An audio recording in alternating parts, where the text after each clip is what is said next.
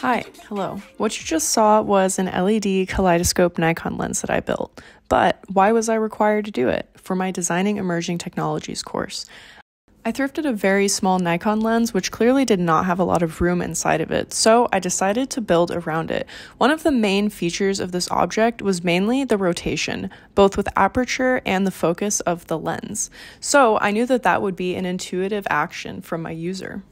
This project exists as an eye of the beholder, specifically for rave culture. When cataloging the variables of the dance floor, I landed on visual effects as a memorable element. In empathizing with those who aren't able to attend, I wanted to bring the rave to them. My train of thought. A camera lens is analogous to taking a picture, although visual arts are now steeped in digital modification. So I thought perhaps an analog camera filter would give a unique effect without additional applications. I brainstormed a few approaches, including a kaleidoscope LED filter and Nikon lens phone attachment, but the only way to prove my theory was by experimenting. I tested the quality of the lens with various visual effects, starting with an attainable laptop screen. Next was the fun part. I brought my lens to the club, trying to document what high-contrast light shows would look like from a distance in my lens.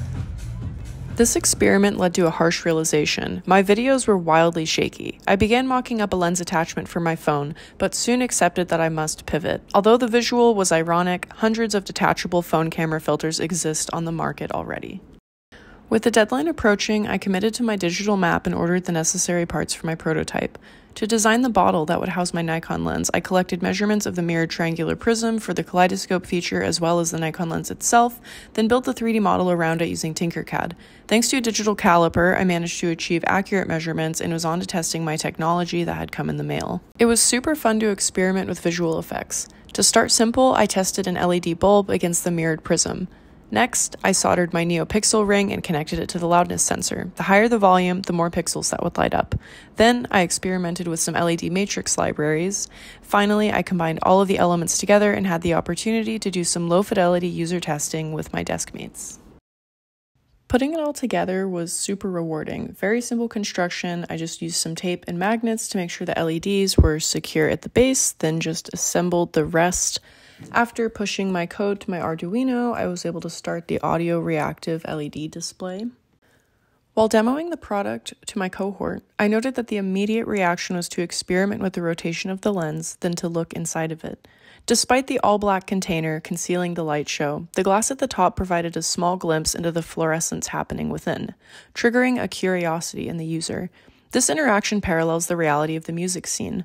What's happening within the walls of a music venue?